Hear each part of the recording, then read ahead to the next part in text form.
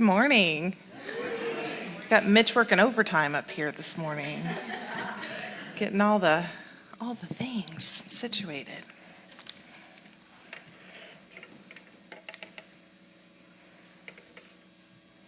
All right. Well, happy Easter.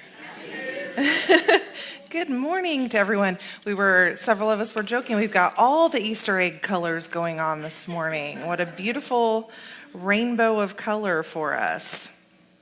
So whether it's your first time in the Unity Sanctuary or your 1,000th, whether you came in carrying great joy this morning or carrying heaviness, rest in the knowing that you are exactly where you're supposed to be in this now moment. And it is Easter Sunday. It's a time and a day to celebrate resurrection. So for Unity truth seekers, this isn't just a story about something that happened 2,000 years ago to one man. It's something that's happening right now in each and every one of us. Unity and the study of metaphysics doesn't require us to abandon the Easter story. We are actually encouraged to embrace the Easter story.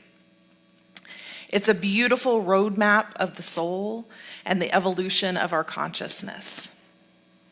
Charles Fillmore, our co-founder, wrote, "Jesus Christ is not a man, but a divine idea.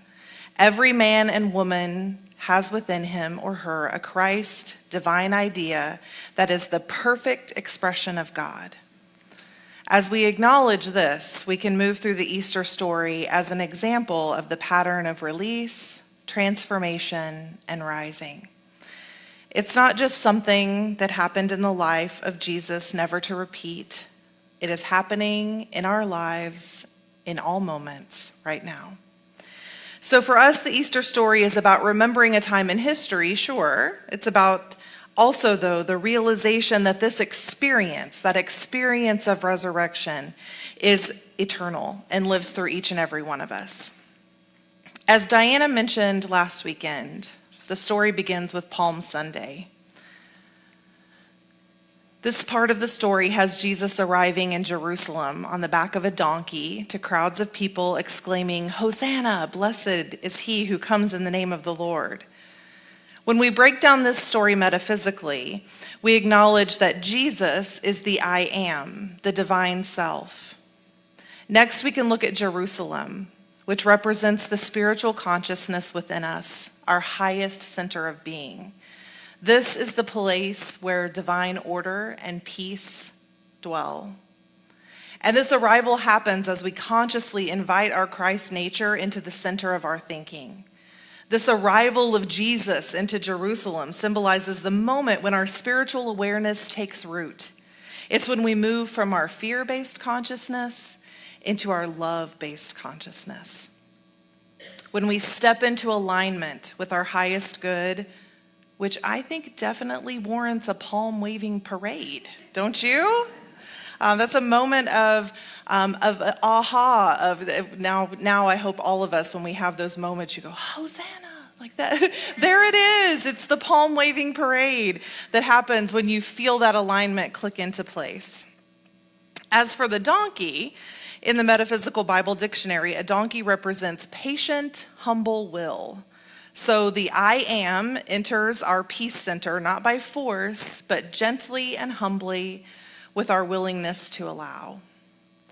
Another important part of the Easter story is the Garden of Gethsemane. This is where Jesus prays, "Father, if it is possible, let this cup pass from me, yet not my will, but thy will be done." We have all experienced those moments in Gethsemane, that time when the realization that to move into alignment means we have to release something or do something that feels really hard. We have that moment where our human mind says, "I just don't want to go through this. I don't want to do it. I'm scared to lose this job. I'm scared to make this decision. I'm not sure who I am without this relationship. I'm not sure if I'm ready to let go of this version of myself that I've spent so much time with." It is that moment where the human mind is wrestling with divine will, when we know and feel what the next right step is for alignment, but fear is still whispering in our ear a little bit.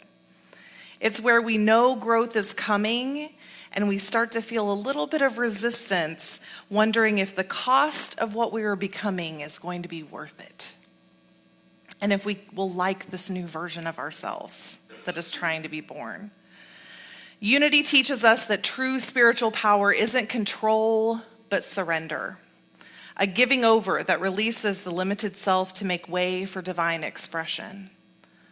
Metaphysically, Gethsemane is from the Hebrew meaning oil press, and oil is the universal symbol of spirit and anointing. So to press the olive is how you express and extract the oil. Metaphysically, it is the consciousness of spiritual pressure that is yielding our spiritual richness. So sometimes that pressure, that desire to squeeze into some new beginning is what is actually pushing out that spirit essence that creates the richness of the experience coming. And it's often the very experience we're trying to avoid or having resistance to that is working for us to release that oil or spirit within that will lead to the alignment with our true nature. So with this in mind, when we come to those dark nights of the soul, we can reframe it that it's not a sign of spiritual failure. It's a sign for us that transformation is underway.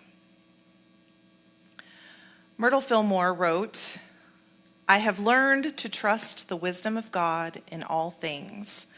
I do not resist what comes to me, knowing that out of every experience, good is being revealed."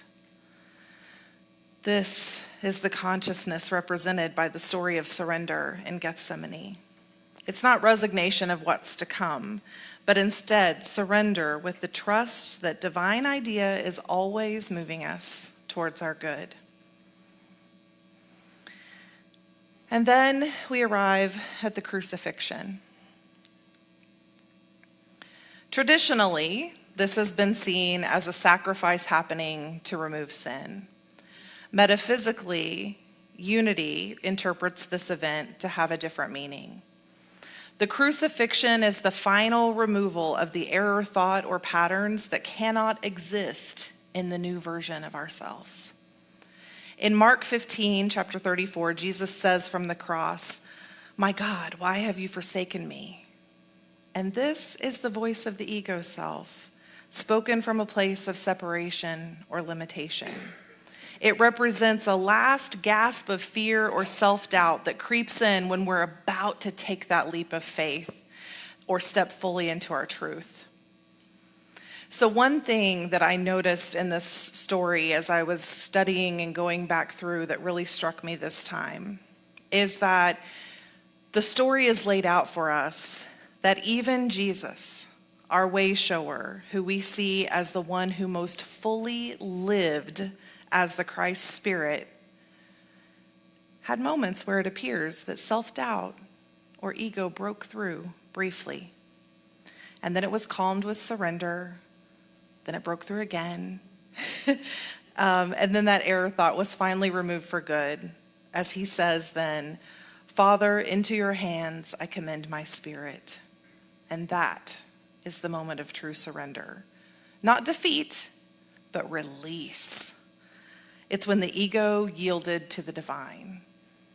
And so I take comfort in having that awareness that within this story, within this Jesus, the Christ figure, that we aspire to know and understand the teachings and move through life with that same spirit, that we are shown in these stories that you don't have to get it right the first time. It doesn't have to be perfect. That is the natural evolution of things, is for little glimmers to pop through and you to have awareness and go, no power over me, and move back into surrender. So I think that's a beautiful part of the story that's been given to us. In Unity, this final release is sometimes referred to as death of the mortal mind. It's that moment when the false belief in separation completely dissolves and there is only oneness. Which brings us to the tomb. So the tomb isn't just a resting place, Metaphysically, it is described as a womb. It's a place where something new is forming, even when it appears that nothing is happening. So it's a time of rest, and this is often a difficult stage in our spiritual growth because we have to trust what we can't see yet.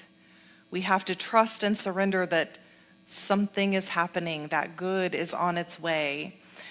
Charles Fillmore reminds us that it is in the silence where man communes with God, and the tomb is that silence. It may look or feel like waiting, uncertainty, stillness, or even grief.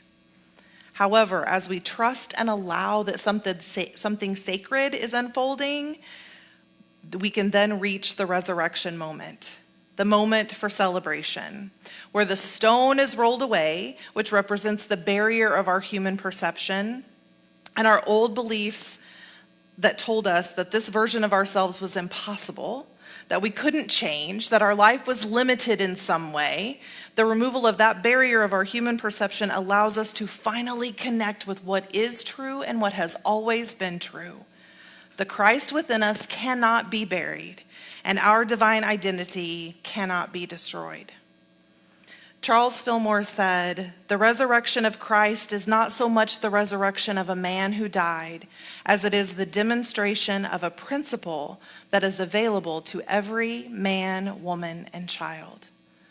The resurrection reminds us that no form of death, not the death of a dream, not the death of a relationship, the death of an old identity or an old story, or even physical death, has the final word over consciousness. Love, truth, spirit, this is the power and presence that is indestructible. So Easter for us is a great declaration that love wins, that life wins, that the divine in us cannot be entombed, cannot be hidden forever. In the Gospel John, Jesus says, "I am the resurrection and the life. Those who believe in me, even though they die, will live, and everyone who believes and believes in me never dies." In Unity, we read this as the I am, the divine identity, is the resurrection and the life. And our I am is that same I am.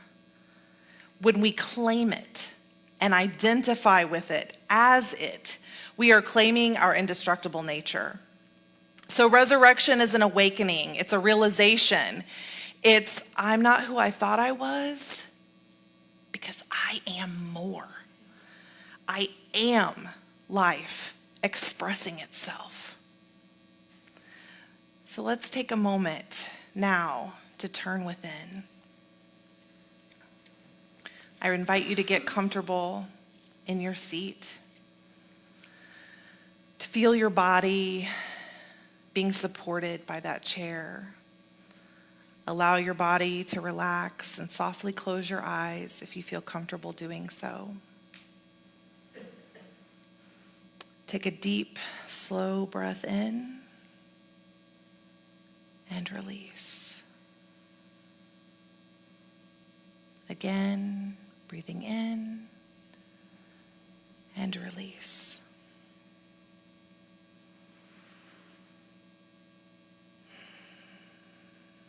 Allow your breath to just take up a gentle, calming cadence. And bring your awareness to the center of your being.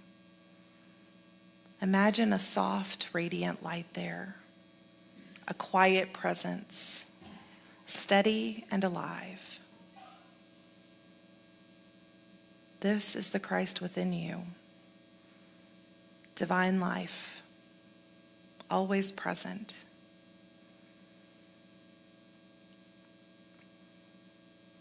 Silently affirm, I am the resurrection and the life. Feel those words not just as a thought, but as truth. I am the resurrection and the life.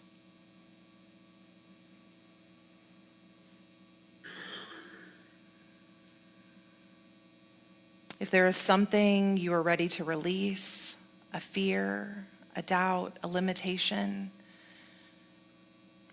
envision yourself gently placing it into the center of that light and allowing it to go. Don't struggle with it. Don't force it.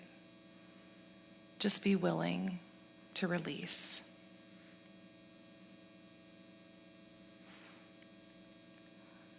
And now imagine that light expanding, filling your heart, your mind, your entire body. You are rising, awakening.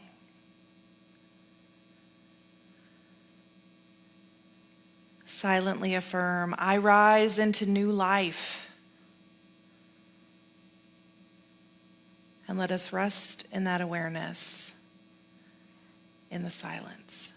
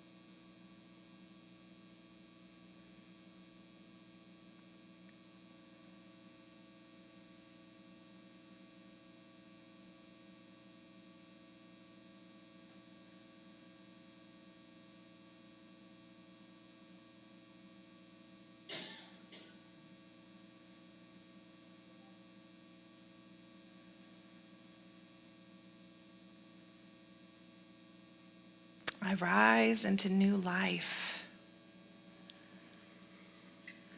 When you're ready, gently bring your awareness back to this room. Wiggle your fingers and your toes. Remind yourself that you are in this human plane. And open your eyes whenever it feels comfortable to do so.